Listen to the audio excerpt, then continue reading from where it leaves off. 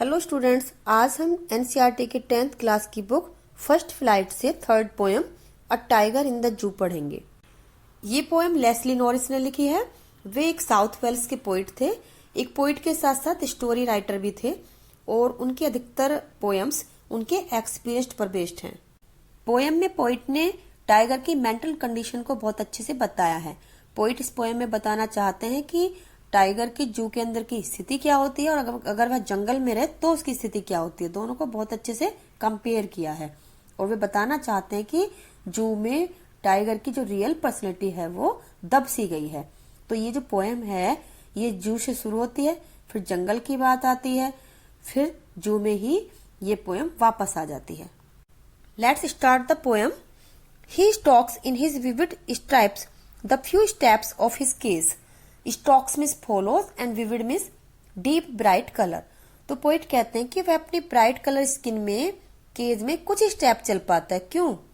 क्योंकि केज में limited area है, जितनी केज में लंबाई है वो उतना ही तो चल पाएगा। नेक्स्ट पोइट कहते हैं on pads of velvet quiet in his quiet rage. Rage का मतलब होता है एंगर और पैड्स का मतलब पॉज। तो पोइट कहते हैं आगे कि उसकी जो पैरों की आवाज है वो कोई नहीं सुन सकता, क्योंकि जो उसके पैर की जो सरफेस है वह वेलवेट की तरह स्मूथ है। वेलवेट क्या होता है? वेलवेट एक सॉफ्ट फैब्रिक होता है। तो उसके साथ पोइट ने टाइगर के पॉज की कंपैरिजन की है। वो कहते हैं कि उसकी जो पॉज है वे सॉफ्ट होने के कारण उनकी आवाज नहीं आती है।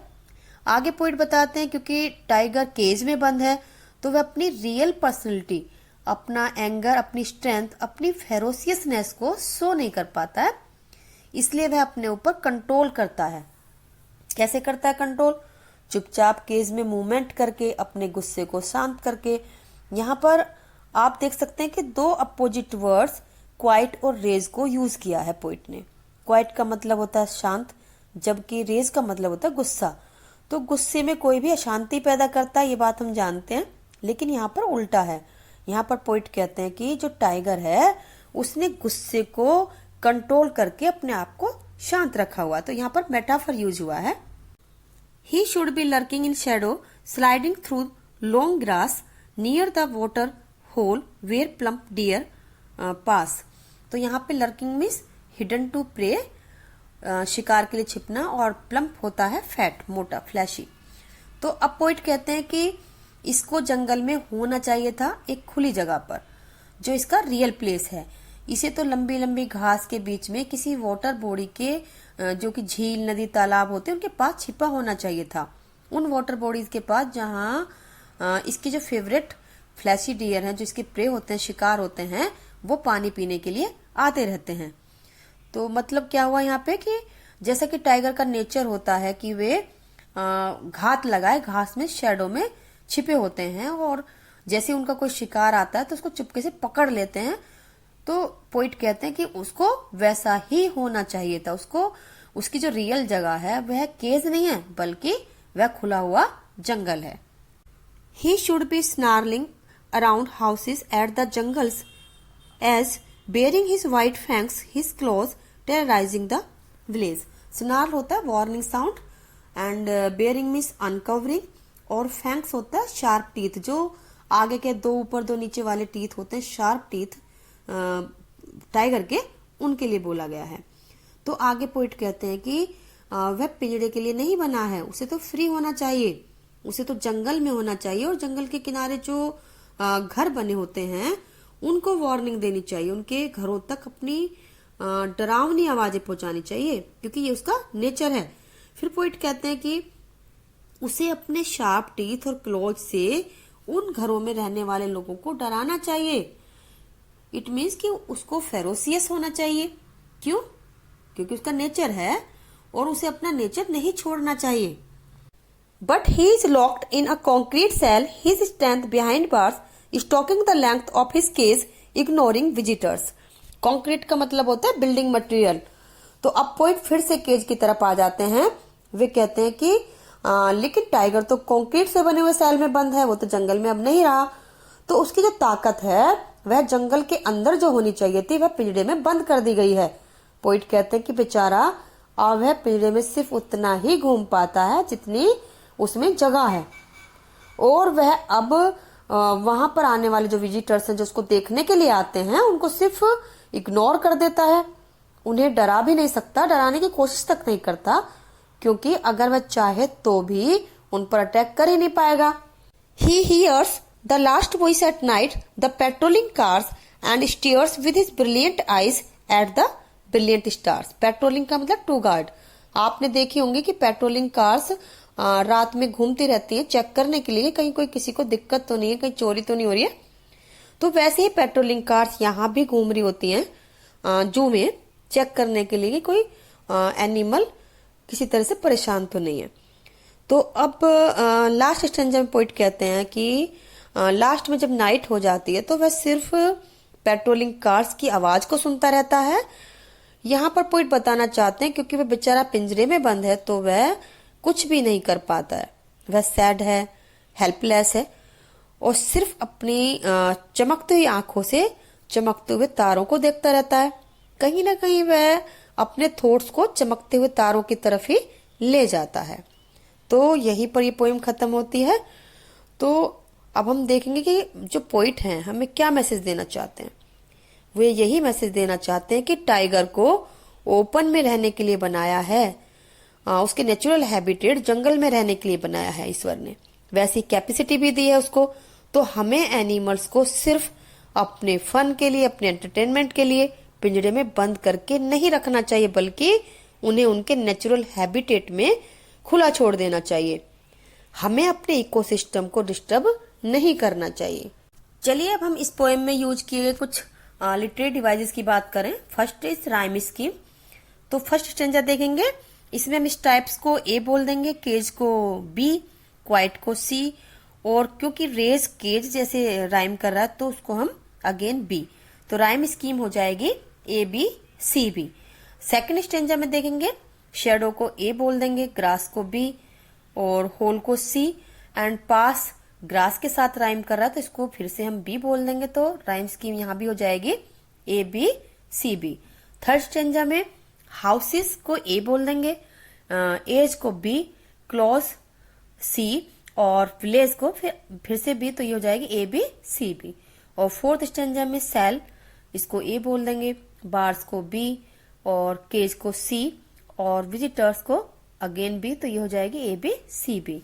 एंड लास्ट स्टेंजा में जो नाइट है उसको हम ए कह सकते हैं, कार्स को बी, आइज को सी एंड स्टार्स क्योंकि कार्स से राइम कर रहा है उसको फिर से बी, तो यहाँ पर भी राइम स्कीम हो जाएगी ए बी सी बी। तो हमने देखा कि पूरी पोएम में जो राइम पैटर्न है वो है A B C B. Next literary device है पर्सोनिफिकेशन। तो पर्सोनिफिकेशन क्या होता है, जब नॉन ह्यूमन को ह्यूमन की तरह ट्रीट किया जाता है तो वहां पर पर्सोनिफिकेशन होता है। यहाँ पर टाइगर को ही से डिनोट किया गया है, जबकि जनरली हम देखते हैं कि एनिमल्स के लिए इट यूज किया जाता है। तो पूरी की पूरी पोएम में टाइगर को ही करके बोला गया, तो यहाँ पर पूरी पोएम में पर्सोनिफिकेशन दिखाई देता है। Next is metaphor. First stanza के थर्ड लाइन में देखेंगे कि जो टाइगर के पॉज हैं उनको वेलवेट से कंपेयर किया है, कि उसकी जो पॉज है वो वेलवेट की तरह स्मूथ और सॉफ्ट हैं। तो यहाँ पर मेटाफर का यूज हुआ है। Next device is enjambment. Enjambment कहाँ पे होता है, जब कोई लाइन कोई सेंटेंस कंटिन्यू रहता है नेक्स्ट लाइन में बिना पंक्चुएशन मार्क के। तो जैसा कि हम देख सकते हैं फर्स्ट स्टेंजा की first two lines, he stalks in his vivid stripes, यहाँ से लेकर के ऑफ हिज केस तक पूरा सेंटेंस कंटिन्यू है without punctuation mark. Second stanza में स्लाइडिंग थ्रू से लेकर के डियर पास तक लाइन बिना पंक्चुएशन मार्क के कंटिन्यू है। थर्ड स्टेंजा की फर्स्ट टू लाइंस देखेंगे, ही शुड बी स्नार्लिंग से लेकर के एट द जंगल्स एज, यहाँ तक कंटिन्यू है बिना पंक्चुएशन मार्क के। ऐसा ही फिफ्थ स्टेंजा में देखेंगे जो लाइन 3 है वह फोर्थ लाइन में कंटिन्यू है बिना पंक्चुएशन मार्क के, एंड स्टीयर विद यहाँ से लेकर के एट द ब्रिलियंट स्टार्स तक। Next is imagery. तो जो पोइट हैं वे कुछ वर्ड्स, कुछ एक्शन वर्ड्स यूज कर रहे हैं हमारे दिमाग में इमेज क्रिएट करने के लिए। तो फर्स्ट टू लाइंस देखेंगे फर्स्ट स्टेंजा के, he stalks in his vivid stripes the few steps of his cage. तो यहाँ पर उसके मूवमेंट की इमेज क्रिएट करना चाह रहे हैं पोइट।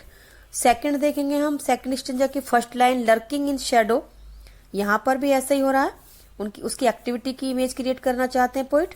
एंड सेकंड स्टेंजा की थर्ड लाइन में देखेंगे द वाटर हॉल, तो यहाँ पर वाटर बॉडी की इमेज क्रिएट करना चाह रहे हैं। और सेकंड स्टेंजा की फोर्थ लाइन देखेंगे प्लम्प डियर पास, तो इसमें डियर की जो इमेज है वह हमारे अंदर खुद ही क्रिएट हो जाती है। तो यहाँ पर इन सब जगहों पर इमेजरी का बहुत अच्छा यूज हुआ है। Next is consonance. तो कॉन्सोनेंस क्या होता है कि जब नेबरिंग वर्ड्स में किसी कॉन्सोनेंट साउंड का रिपीटिशन होता है तो वहां पर कॉन्सोनेंस होता है। तो यहाँ पर हम देखेंगे स्टेंजा 1 की फर्स्ट लाइन में स्टॉक्स हिज स्ट्रैप्स, इसमें एस साउंड का रिपीटेशन हो रहा है। थर्ड स्टेंजा में देखेंगे थर्ड लाइन में हिज फैंक्स हिज क्लॉज, तो यहाँ पर एस का रिपीटेशन है। एंड फोर्थ स्टेंजा में सेकंड लाइन में देखेंगे हिज स्ट्रेंथ बार्स, इसमें कॉन्सोनेंट साउंड एस का बार बार यूज हुआ है। Next is assonance. एजोनेंस का मतलब repetition of vowel sound in neighbouring words. तो इसमें फर्स्ट स्टेंजा में देखेंगे फर्स्ट लाइन में इन हिज विविड स्ट्राइप्स, इसमें आई साउंड का यूज हुआ है। थर्ड स्टेंजा की फर्स्ट लाइन में देखेंगे शुड अराउंड हाउसेस, इसमें ओ साउंड का। और थर्ड लाइन है बेयरिंग हिज वाइट और हिज, यहाँ पर आई साउंड का यूज हुआ है। फोर्थ स्टेंजा में देखेंगे फर्स्ट लाइन में वोवल साउंड ई का यूज हुआ है, हीज लॉक्ड कॉन्क्रीट और सेल। एंड फिफ्थ स्टेंजा के थर्ड लाइन में देखेंगे आई साउंड का यूज हुआ है विद हिज ब्रिलियंट, इसमें आई साउंड प्रोमिनेंट है। Next is oxymoron. जब दो एडजेक्टिव जो अपोजिट मीनिंग वाले होते हैं उनको साथ साथ लाया जाए तो वहां पर ऑक्सीमोरोन होता है। तो फर्स्ट स्टेंजा की फोर्थ लाइन में देखेंगे दो वर्ड हैं क्वाइट और रेज जो अपोजिट मीनिंग वाले हैं। तो क्वाइट का मतलब होता है शांत, जबकि रेज का मतलब होता है बहुत ज्यादा गुस्सा। तो रेज को हम नॉर्मली वायलेंस की तरह यूज करते हैं, लेकिन यहाँ पर ऐसा नहीं किया गया है। Next is onomatopoeia. तो ऑनमेटपिया क्या होता है, तो साउंड होती है किसी की भी। तो यहाँ थर्ड स्टेंजा की फर्स्ट लाइन देखेंगे तो जो टाइगर की साउंड है स्नार्लिंग, उसका यूज किया गया है। Last is alliteration. तो हम सेकंड स्टेंजा के फोर्थ लाइन में देखेंगे कि दो वर्ड्स की स्टार्टिंग में पी साउंड को यूज किया गया है, प्लम्प और पास। ऐसा ही फोर्थ स्टेंजा की सेकंड लाइन देखेंगे, इसमें बी साउंड को यूज किया है बिहाइंड और बार्स दोनों वर्ड्स के स्टार्टिंग में। फिफ्थ स्टेंजा की फर्स्ट लाइन देखेंगे तो वहां पर एच साउंड दो वर्ड की स्टार्टिंग में यूज हुई है, ही हियर्स। तो अब ये पोएम यहीं पर खत्म होती है। Soon I will be here with my new topic. Till then keep practising, stay safe and have a nice time.